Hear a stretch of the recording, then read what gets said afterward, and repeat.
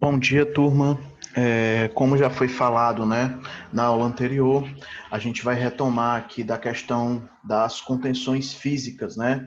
Questão da contenção física em gatos. A gente já viu a questão dos cães, como funciona, né? Como é o método em relação à focinheira, né? Ao risco de mordida. E relatamos na aula passada, né? Na aula anterior, a questão das contenções físicas em gatos, né? Só para a gente relembrar, a gente vai voltar um pouco daqui, ok? Para que a gente pegue o gancho da linha de raciocínio e siga em relação ao conteúdo. A dificuldade em relação à contenção de gatos, como a gente viu na aula passada, ela é mais difícil do que os cães, pela questão, primeiramente, deles serem menores, né? Eles são mais ágeis, né? Tem uma velocidade, um reflexo maior. Eles têm defesa que vai além da questão da mordida. No caso dos cães, né? Eu tenho a mordida que, dependendo do porte do animal, ele pode ser extremamente perigoso, né? E no caso dos gatos, eu tenho o acréscimo aí da questão das garras, né? Da questão das unhas do gato, né? O felino, lembrando, dependendo do tamanho que seja o protocolo que você vai realizar nele, né? É necessário que você faça o aparo, né? Da questão das unhas, das garras dele, ok? Os felinos, né, eles têm essa característica territorial, como a gente falou ontem, né, eles têm as delimitações de zona, né, para a questão de comer, de dormir, né, e ali é o conforto dele, né, ele não tem estresse naquela questão daquele ambiente, daquele território. Então, por ele ter características territoriais e saber que quando ele vai para uma clínica não é um lugar comum para ele, não é um lugar habitual para ele, né? Ele tende a se estressar, ele tende a ficar mais arisco em relação ao contato humano, beleza? Inclusive do proprietário do animal, né? Independente se ele é o proprietário ou não, por existir essas características territoriais, ele acaba tendo essa rispidez em relação ao ambiente, ok? As recomendações para contenções de gatos, né? A gente viu a questão de manter dentro da caixa de transporte até a avaliação física. Não, nada do dono chegar com o gato, né, na clínica ou na instituição que seja onde você está prestando serviço e ele ficar no colo do dono ou enrolado num paninho junto ao braço do dono. A gente coloca naquelas caixas, né, onde você geralmente deixa numa sala para que o gato não empreenda fuga, né? Não acabe querendo sair do colo do dono, mais uma vez pela questão do ambiente, dele estranhar o ambiente e acabar sendo desconfortável para ele, né? Manter próximos aos proprietários, no caso na hora de fazer essa contenção, é de bom grado que o proprietário do animal ele esteja próximo, né? Ele esteja acompanhando. Tentar a aproximação, como eu falei na aula passada, nada de forma brusca, nada de forma muito violenta e explosiva, né? Uma aproximação calma, aonde o animal entenda que você não vai invadir um espaço dele para feri-lo, né? Para machucá-lo, porque ele tem o instinto dele de defesa. Então, eu tenho que ter essa cautela. A forma com que eu me aproximo, ela diz muito sobre o quão eu vou conseguir realizar com confiança do animal em relação a você ou não, ok? Fechar janelas e portas, né? A questão das janelas e portas, eu citei o fato que aconteceu comigo, né? Que o animal ele empreendeu fuga dentro do setor e correu e conseguiu não saiu da instituição porque a clínica era fechada, mas ele saiu da sala de exames porque eu não tive a cautela de fechar todas as saídas para que ele não pudesse empreender fuga e acabar, né, porventura, se a porta está aberta, ou alguma coisa do tipo, ele até sair da clínica, ok? Ele vai querer fugir para distante daquilo que gera desconforto ou que para ele caracterize como ameaça, beleza? Examinar ele sobre a mesa, né? E cuidado com as mudanças de comportamento. O gato, ele é um animal que ele se prepara, né? Geralmente para atacar, é uma característica felina, né? Ele se arma e na oportunidade que ele tem, ele vai usar das ferramentas que ele possui, que é as garras, né? E a questão dos dentes, ok? Ele pode parecer calmo, né? A gente sabe que um gato, ele tá brincando com você, de repente ele se incomoda, ele quer se sair, né? Ele quer se retirar daquele ambiente. Então, você tem que ter cuidado para quando for fazer o exame no paciente, no animal, fazer uma contenção adequada, ok? Em casos de ser feitas as contenções, nós temos alguns modelos, né? Esse primeiro modelo aqui que vocês estão vendo, né, onde as patas do animal estão enroladas, é para evitar a questão de movimentação e da utilização do que ele tem como arma de proteção, que são as unhas dele, né, as garras dele, ok?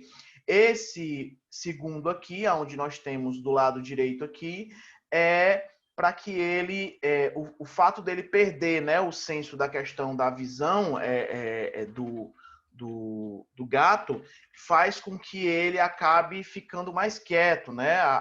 O tapar os olhos do gato, ele fica de maneira mais tranquila, mais quieta, para que você consiga, de certa forma, realizar o exame com mais segurança. Aqui é a caixa que eu falei para vocês, aonde o gato deve estar, certo? E aqui nós temos uma contenção que a gente utiliza pano, certo?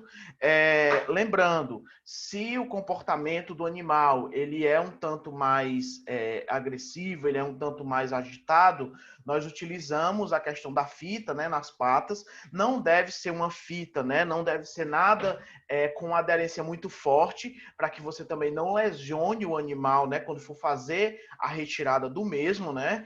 E na hora de fazer a contenção, você realizar ela já em cima da mesa de exames e pode fazer a utilização de uma toalha, certo? De uma toalha, de um pano, aonde você segure, né, de maneira mais precisa e de maneira a se proteger e proteger o gato, né? Dele não acabar empreendendo fuga, ou no caso você não se machucar, porque ele tem ainda a questão dos dentes, certo? A gente às vezes fica atento só à questão das garras e acontece às vezes de você ser atacado pelo gato pela questão dos dentes, né, das presas dele, ok? Existe uma contenção também, certo, gente? Não está relatado aqui, mas eu queria colocar para vocês, que é aquela segurada que a gente faz no gato pela região cervical, que inclusive as mães, né, dos gatos, ela pegam seus filhotes através dessa área, certo? A gente não indica, certo? Pelo menos eu não indico. Por quê? A questão dessa região cervical, ela é segurada, né? Os filhotes são segurados pelas suas mães, né? As crias são seguradas através dessa área, porque o relacionamento que existe do filhote com a mãe, né? Ela tem a noção, a pressão que precisa ser colocada naquela área do pescoço do filhote, certo? E com o agravante de que no gato adulto isso não é tão eficaz, beleza? Um gato adulto em relação à ação de um humano, né? Pegando pela essa área do cangote, né? Que a gente denomina aqui de cangote aqui, da área do pescoço, do dorso do animal aqui, pode deixar ele incomodado e a gente acabar desencadeando o que a gente não quer, que é um comportamento agressivo do animal, ok? Levantar também, eu já vi muita gente fazendo isso, inclusive com seus próprios pets, né? Pegar o gato pelo pescoço, pela essa parte mais da cervical aqui, pelo aquele couro, né, que a pessoa puxa ali da pele, e levantar o gato, certo? Também não é aconselhável. Isso causa dor no animal e desconforto, certo? O peso corporal ali sobre aquela área acaba tornando desconfortável e doloroso para o animal, beleza? Não é uma forma apropriada de você manusear, ok?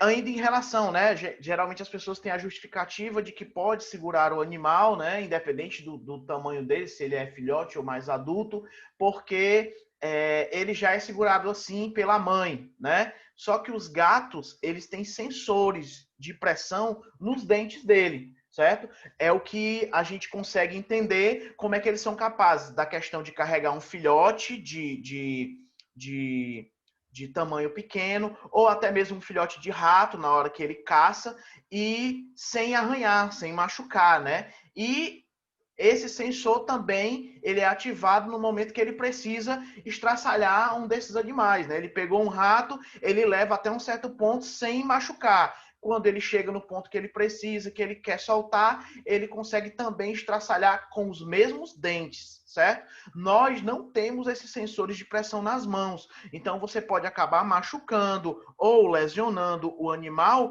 e trazendo transtorno para ele, ok? Como reflexo, né, desse músculo do animal funciona apenas para filhotes muito novos, né, não há por que você aplicar esse mesmo raciocínio em relação ao animal adulto, né? Não há necessidade de você fazer isso. É por isso que nós temos essas contenções que eu mostrei para vocês, né, nas opções aqui em relação à maneira de você portar-se com o gato, ok? De forma segura, ok? Essa contenção pelo cangote, ela deve ser usada apenas em situações em que o gato precisa de contenção rápida, em circunstâncias específicas, tipo, o gato ele se desvencilhou de uma das suas mãos e você vai pegar com a outra e você vai nessa área. Fora esses casos, a contenção nesse local ela não deve ser levada em conta para ser utilizada, nem dentro do laboratório e nem em casa. Muitos utilizam isso como forma de treinamento ou de advertência ou até mesmo de punição, certo? Não se deve fazer dessa maneira, porque isso não surte um efeito bom na questão do animal, certo?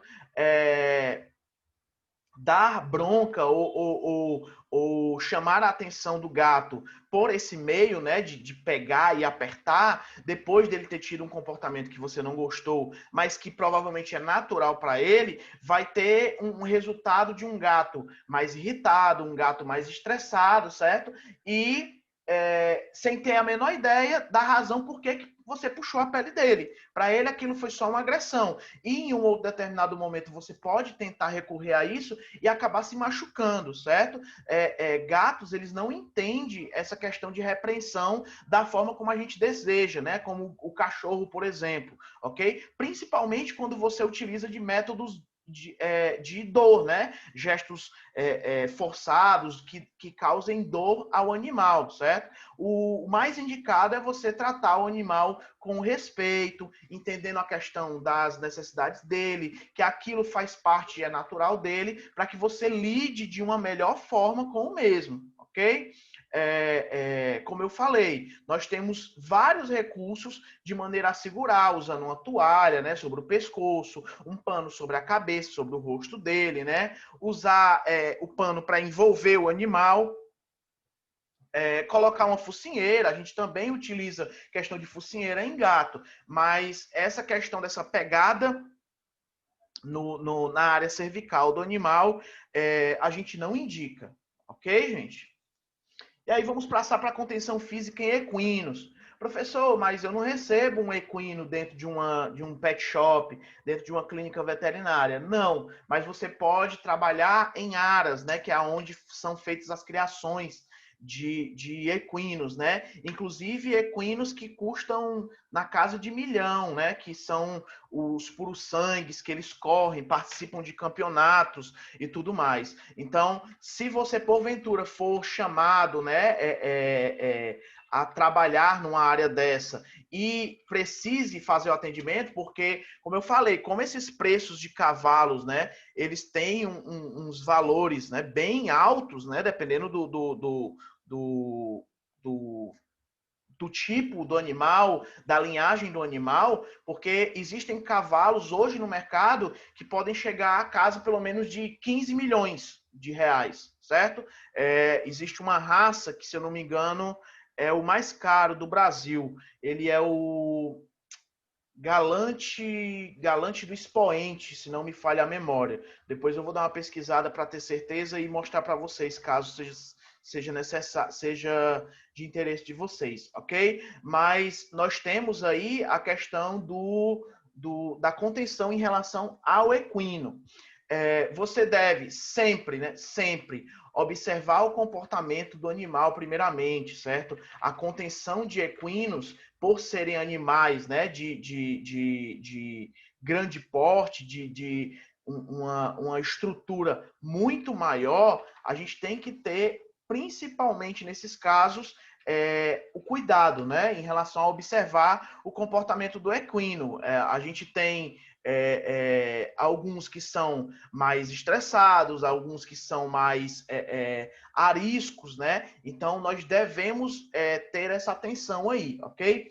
Posicionamento sempre à esquerda, geralmente, porque é onde são colocados os apetrechos do animal, né? A gente traz, geralmente, do lado esquerdo, ok? Do esquerdo para o direito, beleza? Toque-o antes da contenção. Geralmente, quando você vai fazer uma contenção de um animal, você deve, por cuidado, tocar no animal para que ele entenda que há um contato seu para com ele, para que ele entenda também que é seguro, para que você ganhe a confiança do animal, entendeu? Não chegue querendo já fazer a contenção dele, não, porque você pode gerar um estresse, né, desnecessário no animal, beleza? Isolar o animal que se queira examinar. A gente não faz isso dentro do local onde tem outros animais, para que não corra o risco dele, num momento de estresse ou de tentativa de fuga, ele acabe machucando outros, ou até mesmo algum outro animal que não esteja sendo feito o exame, ele possa atacar o profissional, ok? Então ele deve ser isolado dos demais, para que eu consiga fazer a examinação com mais tranquilidade, beleza? Cuidar com os coices, não ficar atrás do animal, né? Nós sabemos que a defesa do equino, além da mordedura, né, é o coice, certo? Um coice de um cavalo, ele pode trazer de forma violenta um dano, certo? Na questão do ser humano. E sim, um coice de cavalo, dependendo da onde ele pegue, ele pode matar a pessoa, certo? É causa de óbito, ok? O coice do equino, ele nada mais é do que uma forma de proteção, né, em relação a ele, assim como o gato tem, como o cachorro tem, ele tem essa questão de proteção, como agressão, como dominância e força, certo? São as maneiras que ele tem de demonstrar quem é o chefe, né? Quem é que manda daquela área, né? Dentro daquele local. Então, a gente tem essa defesa deles, ok? É necessário que você tenha cuidado. Por isso que não se fica atrás do animal, para que a gente não corra esse risco, tá bom? E aí aqui nós temos alguns modelos de contenção, certo? Eu vou falar rapidamente sobre essa questão do cachimbo ou pito aqui, né? Que a gente tem aqui, que é uma contenção que eu particularmente não sou muito a favor, certo, gente? Porque isso machuca o animal, é bem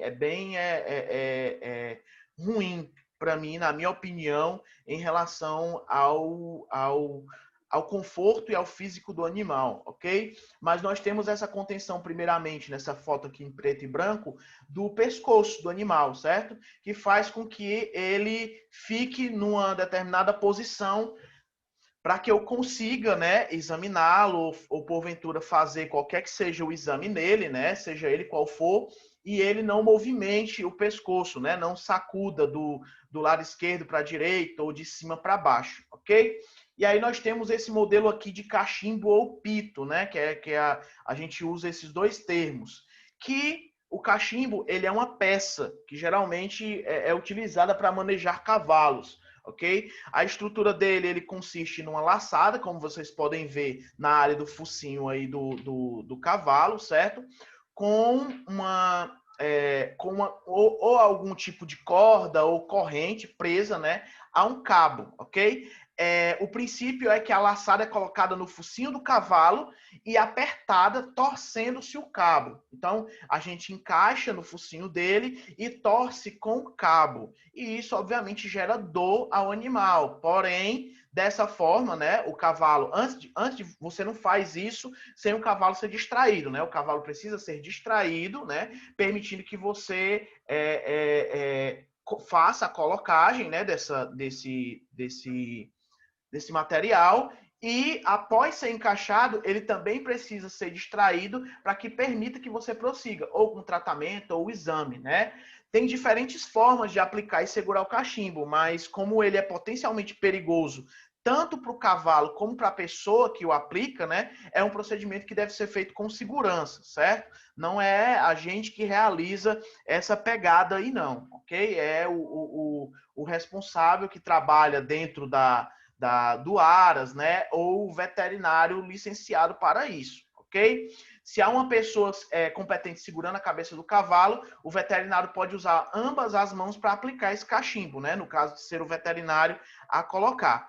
A sequência, né? Para que a gente entenda, porque faz parte, querendo ou não, da contenção física de equinos, a sequência dele é a seguinte. Perdão. Primeiramente, o cabo do cachimbo é segurado na mão direita, os dedos da mão esquerda são parcialmente introduzidos pela laçada, né, usado para segurar o beiço, né, do cavalo, certo? Então você coloca os dedos dentro dessa laçada, para quando encaixar, né, faz-se a laçada deslizar pelos dedos até o beiço dele, né? Você não segura na boca do cavalo, certo? Você aproxima para poder ter uma distância menor entre a saída da laçada da sua mão para o beiço do animal. E a mão direita aperta a laçada torcendo o cabo, ok? Realmente, como eu falei para vocês, eu não indico, ok? Eu não indico. Isso pode machucar o focinho do cavalo, certo? Ele pode, o cavalo ele pode se ressentir e se tornar violento pela questão da característica vinculada à dor, ok? E não é indicado também que, caso seja necessário fazer o uso, desculpa, não é para ser feito com prolongamento, né? Não deve ser feito para utilizar a longo tempo, né? Deve ser feito de forma rápida. Você utiliza e faz a retirada, ok? Vamos seguir aqui. E aí nós temos as candeleiras e cordas, certo? Também utilizadas, né? As amarrações para permitir a questão da movimentação limitada do animal. Se ele fica dentro dessas áreas, né, que a gente vê aqui desse gradil aqui, a contenção é feita e ele fica num espaço limitado, onde ele não tem como fazer a questão de movimentação brusca, permitindo a questão do tratamento, ok? Nós temos também alguns métodos em relação a equinos, na questão de segurar e torcer a orelha, certo? O que também é utilizado. Não é, mais uma vez, essa contenção não é nós que fazemos, a gente só conhece ela a nível de entendimento. E tem o apertando o pescoço, né? Que também é utilizado.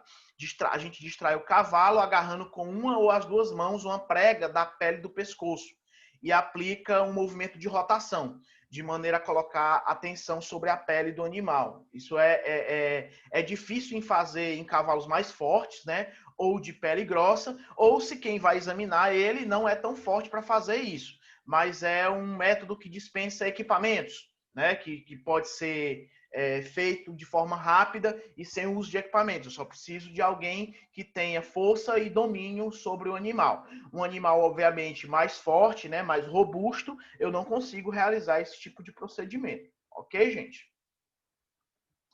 E aí a gente vai entrar agora na questão da contenção física de ovinos e caprinos, ok? E uma curiosidade aqui em relação a ovinos e caprinos. Há 4 milhões de anos atrás, as ovelhas ainda eram cabras, não eram separadas geneticamente, né?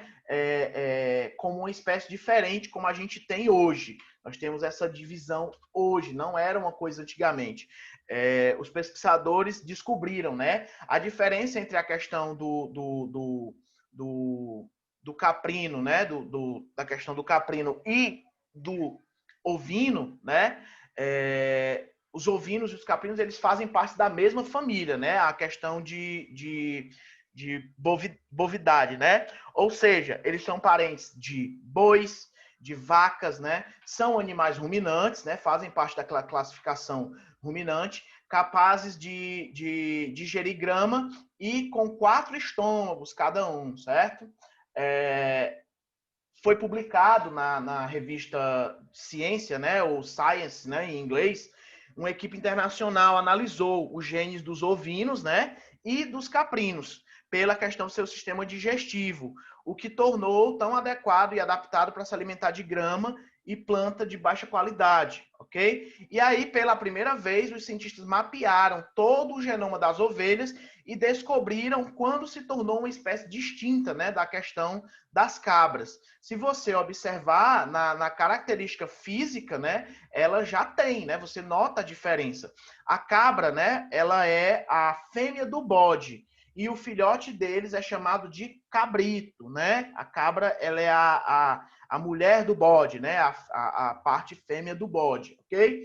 Geralmente o pelo ele tem um aspecto liso, possuem cornos quase direitos, direcionados para fora, ok? E costuma-se ter uma barbicha, né? Uma barbela, ok? O carneiro é o macho da ovelha, certo? Há uma confusão, há um conflito aí de informação em relação a isso, de achar que o carneiro é o macho da cabra, enfim. A gente está tirando isso daí para que vocês entendam, ok? O carneiro é o macho da ovelha e juntos eles geram os cordeiros, certo? Não gera cabrito, geram os cordeiros. Eles têm um pelo mais ondulado, né? Que é aquela lã que nós conhecemos, e cornos geralmente enrolados sem barbicha, certo? Sem a questão da barbela, sem barba, ok? Os filhos do bode e da cabra, né? Os filhos da questão do bode e da cabra são os cordeiros ou cabritos. E os filhos da ovelha com carneiros são chamados de borregos, ok? Beleza?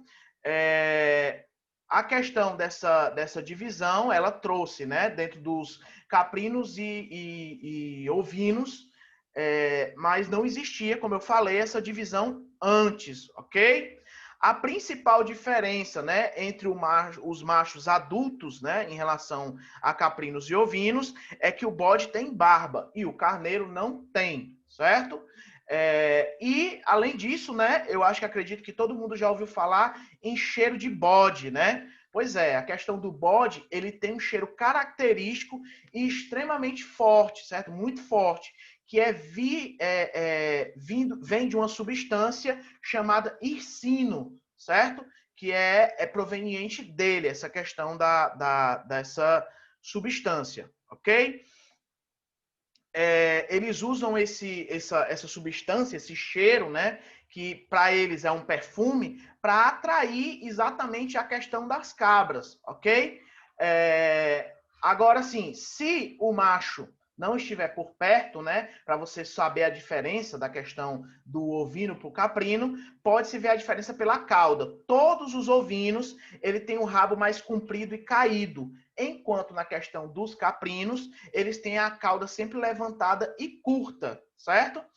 E a gente tem uma última diferença que facilita totalmente a diferença entre um e outro, que são os chifres, certo? Os dos caprinos, né, da questão dos caprinos, eles podem ser ovalados ou achatados, certo? Eles têm um formato meio oval, dependendo da espécie ou da raça do mesmo, ok?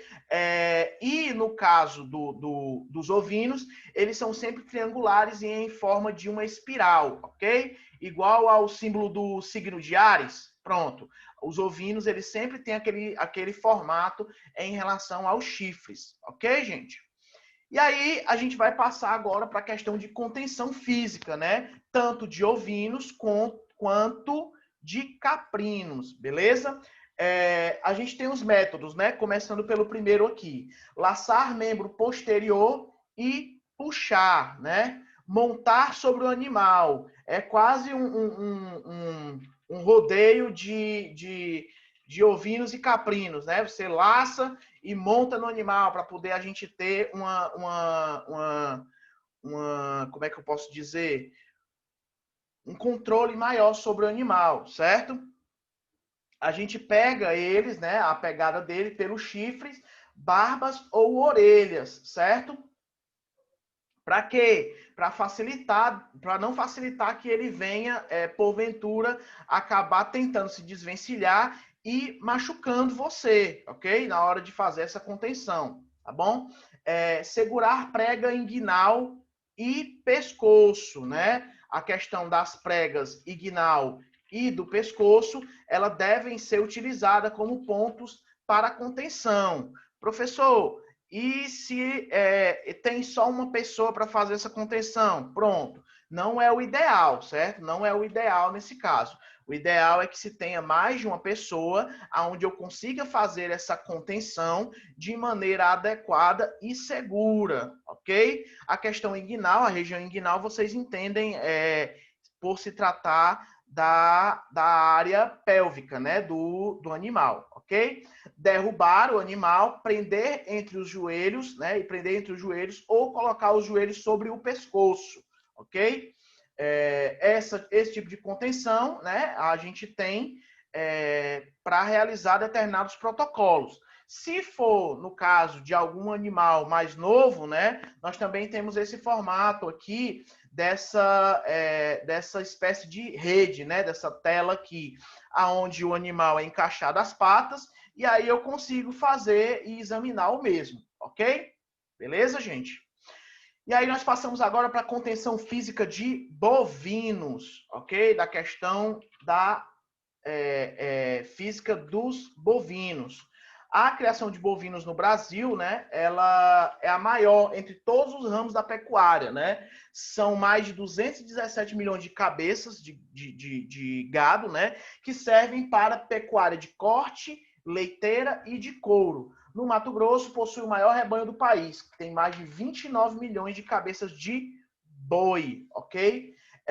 A aproximação, no caso da questão bovina, né, ela é feita pelo lado direito, certo? Nos equinos é feito pelo lado esquerdo, no bovino pelo lado direito, ok? Lembrem-se disso. Isso pode ser questão, inclusive, de futuramente provas, né, que vocês venham fazer nessa área de radiologia veterinária, ok? Cuidado com cabeçadas e movimentos laterais dos membros anteriores, certo? Não ficar de costas para o animal, tá bom? Você deve ter cuidado, a questão do reflexo, porque no caso de um bovino, ele tem uma estrutura pesada, ele tem uma estrutura grande, certo? E não, a questão da contenção que existe de equinos e bovinos, ele não é a mesma, ok? Os bovinos, eles são animais mais fortes, mais brutos que os equinos, por isso a gente usa contenção diferente, certo? Mais incisivos que aqueles que a gente tem na questão de equinos, ok? Os exames físicos em bovinos, eles podem ser realizados com o animal na posição deitada, né? Ou quadrupedal, né? Ele com as quatro patas em pé, desde que a contenção ela seja suficiente, né, e eficiente para garantir o limite dos movimentos do corpo e também da cabeça, tá bom? E aí nós temos algumas formas, né? Como, por exemplo, essa aqui com o animal deitado, na primeira foto, né? Quando é necessário realizar a contenção do animal deitado, ele deve ser derrubado, né? Existem vários métodos para se derrubar um bovino, mas um dos mais eficientes e simples, e por isso é o mais utilizado, é o método da corda cruzada, né? Nas patas do mesmo, ele puxa e, consequentemente, ele vem ao solo, ok? Eu tenho também amarrações e também alguns objetos que, para mim, não deveriam ser usados, como, por exemplo, esse formiga, né, ou formigão. É um instrumento no formato de um torquês, né, que vocês estão vendo, mas as pontas abauladas, elas não são cortantes, certo? Elas são arredondadas. Essa ponta aqui que tem aqui para pegar no animal. Para ser utilizado, né, cada uma dessas pontas é introduzida numa narina do animal e em seguida a gente pressiona. Se o animal resistir ou ficar agitado, a gente pressiona mais até ao ficar calmo, né, até que ele fique calmo, e após isso eu consigo aliviar essa pressão. Então eu posso tanto aumentar quanto diminuir. Existem modelos desse formigão que possuem uma corda na ponta de alavanca, né, do instrumento, ok? Essa corda permite que o auxiliar veterinário possa permanecer mais afastado da cabeça do animal e quando ele tentar se mover automaticamente, a corda pressiona a narina, contendo o mesmo, ok? Eu não gosto desses métodos onde eu insiro algo no animal para fazer a contenção. Eu acho meio maldade, certo? Eu acho ruim, para mim não deveria ser utilizado. Mas sim, é utilizado na área veterinária porque nós temos tipos e tipos de temperamentos de animal, né, dentro da área. Então, sim, é utilizado esses tipos de métodos, certo?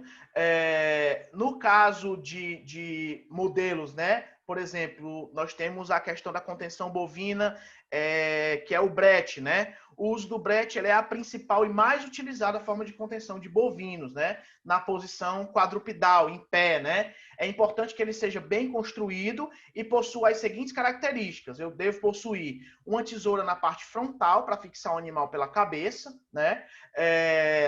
Suas laterais devem ser reforçadas para suportar a força do animal, o porte do animal, né? Eu tenho que ter isso, ok?